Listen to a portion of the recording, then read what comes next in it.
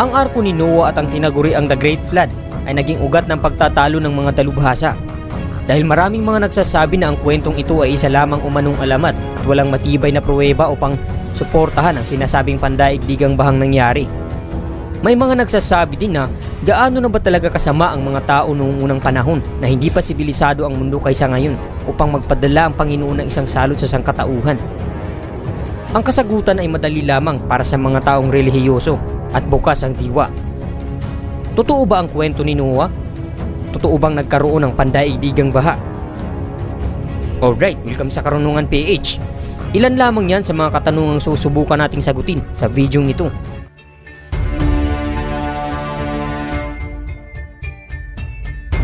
Ayon sa salaysay ng Biblia, nakita ng Panginoon ang pagiging masama at makasalanan ng sangkatauhan. Dahil dito nagsisi at nalungkot ang Panginoon kung bakit nilalang niya pa ang tao. Kaya sinabi niya, nalilipuling ko ang lahat ng tao sa mundo at ang lahat ng nilalang na nilikha ko dahil ako ay nagsisisi. Datapwat sa kabila ng kasamaan at katiwalian ng mga tao, may isang lalaking matuwid at tapat sa kautusan ng Diyos. Siya ay nagngangalang Noah.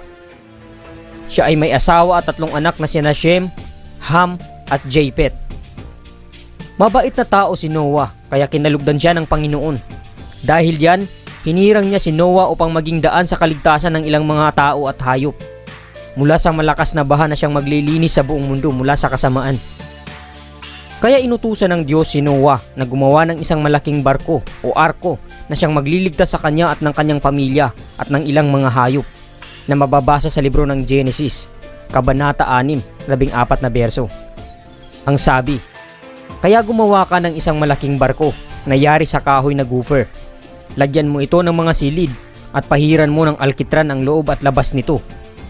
Sinabi din ng Panginoon kung ano ang sukat ng arko na bubuuhin ni Noah.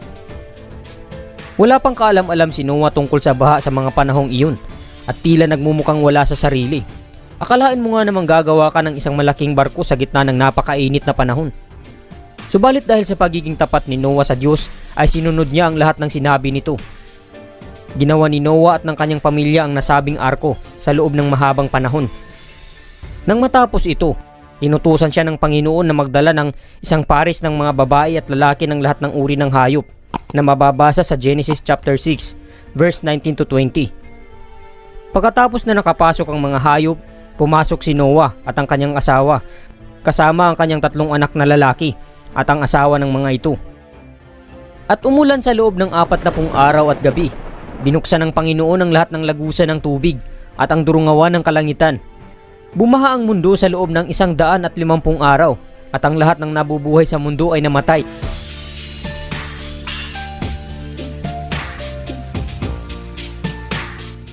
Si Noah ay nasa 600 taon sa panahon ng baha. Nang tumila na ang tubig, ang arko ay lumapag sa bundok Ararat sa ika-10 buwan. Ang mga tuktok ng bundok ay nakita na. Kaya si Noah ay nagpadala ng uwak at isang kalapati upang makita na humupa na ang baha. Ngunit hindi na ito nakabalik. Kaya muling nagpadala si Noah ng isang kalapati at bumalik ito na may bitbit na sariwang dahon ng ulibo sa kanyang tuka.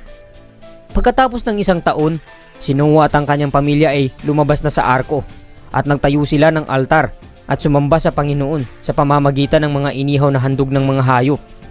At ang Panginoon ay nagalak sa samyo ng mga handog na ito at nangakong hindi na muling wawasakin ang lahat ng mga buhay na nilalang. Nasaksihan ni Noah ang kauna-unahang bahagharing lumitaw mula sa langit na nagsilbing pangako ng Diyos. Bagamat malinaw ang salaysay ng Biblia hinggil sa buhay ni Noah at sa nangyaring baha, marami pa ring nagdududa at hindi naniniwala dito.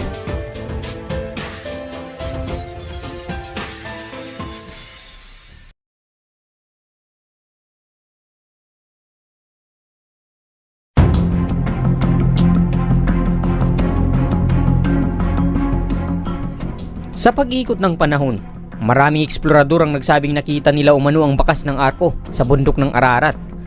Ang Mount Ararat ay matatagpuan ngayon sa Anatolia, sa ngayoy bahagi ng bansang Turkey. Ito ang pinakamataas na bundok sa bansa na may taas na 16,945 feet at isa sa mga itinuturing na bahagi ng silangang Turkey. Noong 2007, isang samahang tinawag na Noah's Ark Ministries International ang nagsabing natagpuan umano nila ang arko ni Noah sa tuktok ng Mount Ararat.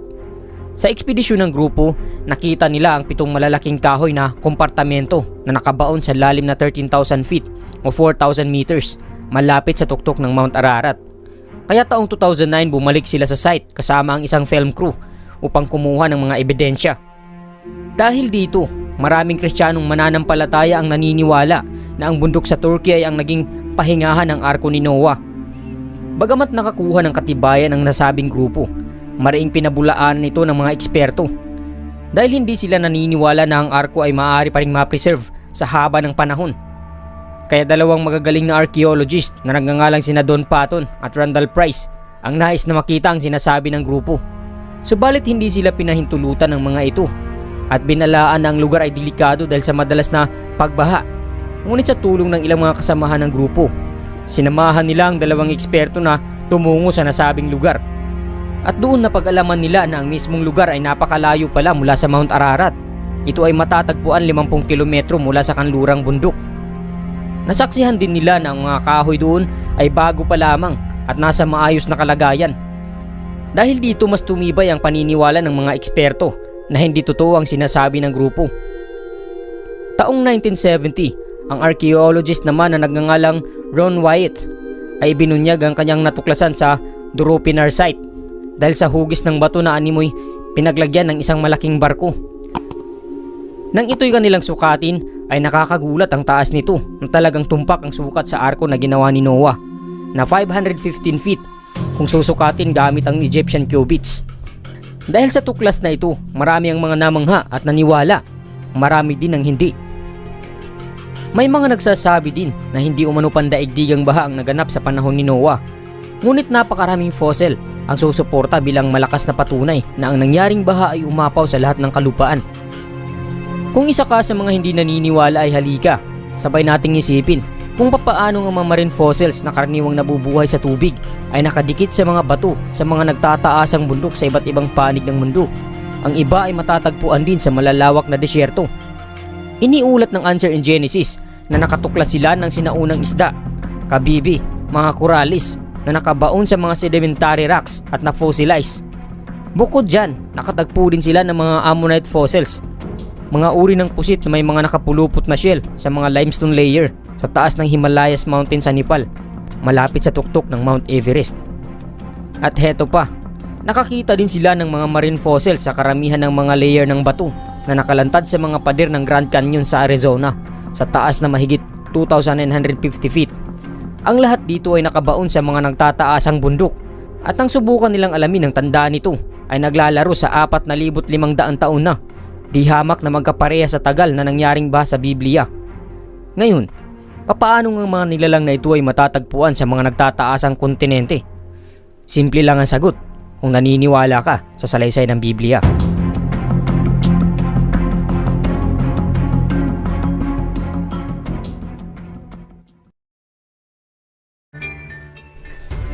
Sa kabila ng matibay na pruweba, hindi ito nagpabago sa pananaw ng mga scholar at mga dalubhasa sa siyensya. Ayon sa mga modernong scholar ng Biblia, ang kwento ni Noah ay direktang binasi o kinopya lamang sa kwentong Babylonia na ipiko ni Gilgamesh na mas nauna umanong isulat kaysa sa Biblia. Marami ang naniniwala na ang istorya ni Noah ay isang pinagtagni-tagning teksto na ang ilang mga bahagi ay nagmula pa sa Jewest na nilikha noong pagkakatapon ng mga Hudyo sa Babylonia noong 6 to 5 century BCE. At ang iba naman ay nagmula sa tekstong saserdote na nilikha pagkatapos ng pagkakatapon nila sa Babylonia. Samantalang ang Book of Gilgamesh na ang pinakaunang natitirang kopya ay nasa anyo ng Old Babylonian tablets na may gulang na mga 1800 BC at ang nilalaman ng librong ito ay magkatulad sa salaysay ng Biblia hinggil sa buhay ni Noah. Isinalaysay dito ang kwento ni Utnapishtim bilang si Noah na inutusan ng Diyos na si Ea na gumawa ng arko o bangka upang iligtas ang kanyang pamilya at mga hayop sa isang dilubyo na ipapadala ng Diyos na si Enlil dahil sa kanyang galit sa sangkatauhan. Pagkatapos ng 7 araw nang tumila na ang baha, si Utnapishtim ay nagpalipad ng kalapati at uwak upang tingnan kung humupa na ang tubig. Nang matuyo na ang lupa, ang arko ni Utnapishtim ay lumapag sa bundok ng Niser na ngayon ay matatagpuan sa bansang Iraq. Si Utnapishtim ay naghandog naman ng tupa at naamoy ng mga Diyos ang mabangong samyo nito. Ayon din sa kanila, nakapansin-pansing nagsasalungatan ng ibang mga teksto at mga pangyayari, kagaya na lamang sa kung ilang hayop ang ipapasok sa arko na mababasa sa Genesis 6:19-20, na inutos ng Diyos kay Noah na magdala ng isang pares ng mga babae at lalaki ng lahat ng uri ng hayop, na sinalungat naman sa Genesis chapter 7 verse 2-3, na ang inutos kay Noah na ipasok sa arko ay 7 pares ng malinis na babae at lalaking hayop at 1 pares ng maruming babae at lalaking hayop. Ganoon din sa pagsisimula ng baha at ang sanhi ng baha. Ayon naman sa mga siyentipiko na sa dami ng species ng mga hayop sa kasalukuyang panahon ay imposibleng maipasok sa arko ang 1 pares ng mga babae at lalaki sa lahat ng uri ng hayop upang magpatuloy na magparami pagkatapos ng baha sa ilang milyong species na gumagalaw sa mundo. Imposible rin daw maipasok ni Noe ang mga hayop na katutubo sa mga lugar na malalayo, kagaya ng kangaroo sa Australia, polar bear sa North Pole at marami pang iba. Gayon din ang mga hayop na sobrang laki, kagaya ng balyena at pating na nakabase lamang sa maalat na tubig, at ang mga woolly mammoth. Ngunit isa lamang ang siguradong kasagutan dito, yun ay sa Panginoon, walang imposible.